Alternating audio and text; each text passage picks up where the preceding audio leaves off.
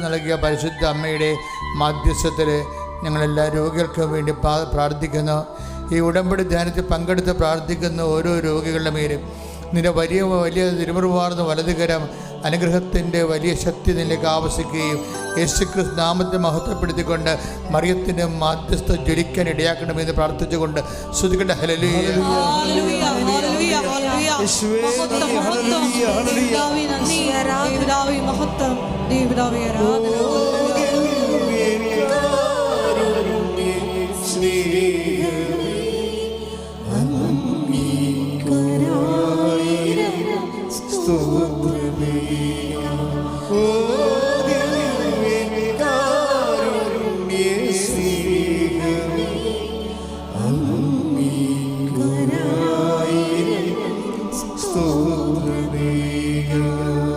പരിശുദ്ധാത്മാവിൻ്റെ നിറവിലാണ്